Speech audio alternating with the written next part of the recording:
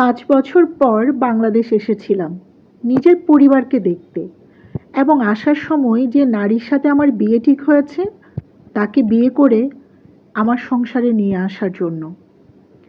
এই মেয়ের সাথে আমার প্রেম নেই, আগে কখনো কথাও হয়নি। আমার পরিবারের মানুষজন যখন তাকে পছন্দ করেছে তারপর থেকে তার সাথে টুকটাক কথা আমার। 8 মাস কথা হয়েছে। আমাদের এই 8 মাসে সে আমার কাছ থেকে অনেক চাহিদা পূরণ করে নিয়েছে।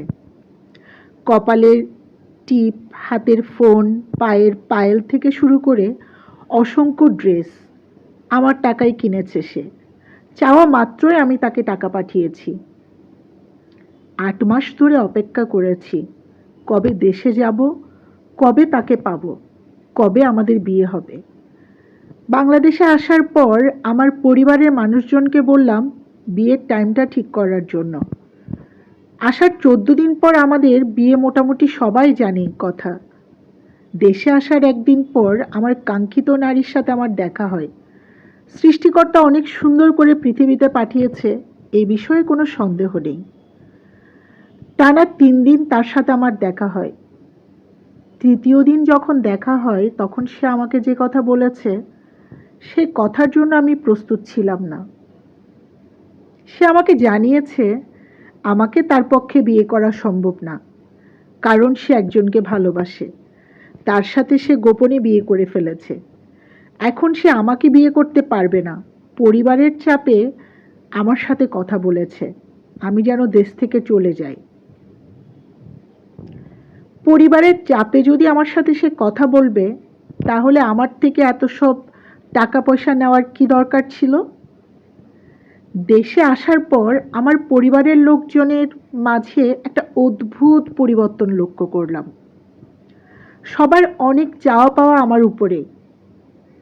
সবাই আমাকে একটা টাকার মেশিন মনে করে এবং চাহিদা অনুযায়ী আমার কাছ থেকে তারা টাকা নিতে চায়। অনেক কষ্ট করে একটা বাড়ি করেছি। সেই বাড়িতে আমি আমার 2 ভাইকে 2টো প্লট দিয়েছি। এখানে তাদের কোনো টাকা পয়সা নেই। আমাকে রেখে আমার ছোট ভাই বিয়ে করেছে, তার বিয়ের সমস্ত খরচ আমি দিয়েছি, সে কিছু করে না।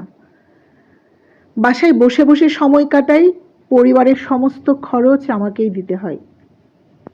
সবাই সবার মতো টাকা খরচ করে, কিন্তু একটাবার কেউ জানতে চায় না এই টাকা রোজগার করতে একজন প্রবাসী মানুষের কতটা কষ্ট সহ্য করতে হয়, কতটা সময় দিতে হয়। সবাই আমার টাকায় আরামায়েশ করে চলে, তারপরেও ভাই এবং ভাবিদের অভিযোগের শেষ নেই। সবচেয়ে কষ্টের বিষয় আমার মা বাবা আমাকে বুঝে না। তাদের অসংখ্য অভিযোগ আমার উপর। তাদের ডাক্তার খরচ থেকে শুরু করে সব ধরনের খরচ আমি বহন করি, তারপরেও তারা আমার উপর সন্তুষ্ট না।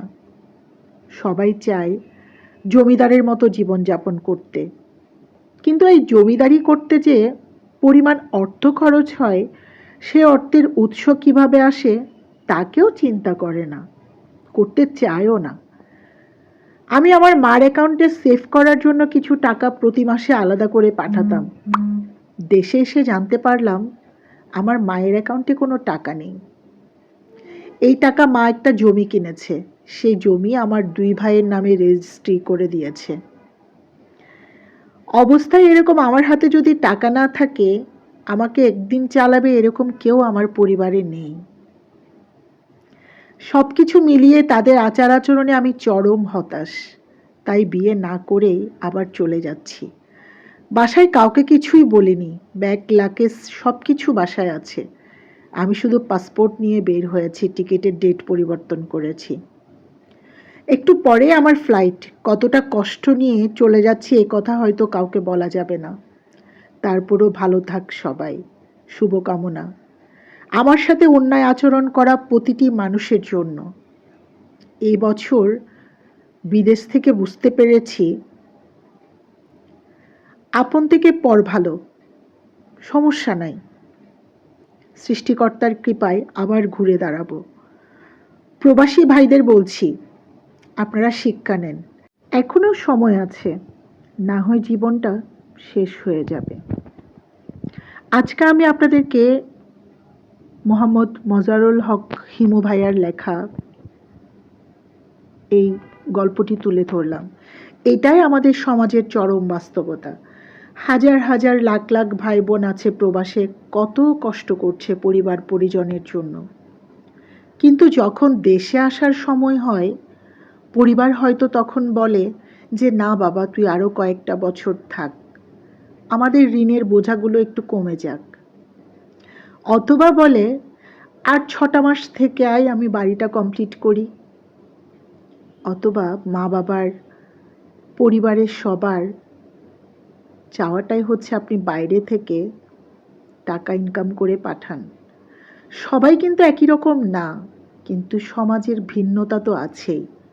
আমি প্রবাসী ভাই বোনদেরকে বলবো, আপনারা আপনাদের সেভিংসটুকু আপনারা নিজেরা তুলে রাখুন।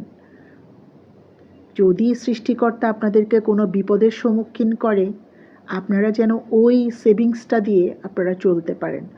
সব টাকা আপনারা কখনোই দেশে পাঠিয়ে দিবেন না, আপনাদের নিজেদের কাছেও কিছু রাখবেন, যেন দিন শেষে দেশে এসে শুনতে না হয় আপনার নিজের বলতে কিছু নেই। সাবধান থাকবেন সবাই। আমি ছোট্ট এই গল্পের মধ্যে দিয়ে আপনাদেরকে মেসেজ তুলে ধরেছি, যাতে করে আপনারা বুঝতে পারেন। প্রবাসে যারা থাকেন, নিরলস পরিশ্রম করে আমাদের দেশের জন্য অর্থ বয়ে আনেন, আপনাদের জন্য স্যালুট, শ্রদ্ধা জানাই। সকল প্রবাসী ভাই বোনরা ভালো থাকবেন, সুস্থ থাকবেন। আমার এই ভিডিওটি যদি আপনাদের এতটুকু ভালো লেগে থাকে, আমার এই ভিডিওটি সবার মাঝে ছড়িয়ে দিবেন, শেয়ার করে সবাইকে দেখার সুযোগ করে দিবেন, যাতে করে এই মেসেজটা সবাই পায়। সবাই ভালো থাকবেন, সুস্থ থাকবেন, প্রাচী পিতুন ওয়ার্ল্ডের সাথে থাকবেন, প্রাচী পিতুনের ভিডিওগুলো দেখবেন। বাই বাই সবাইকে।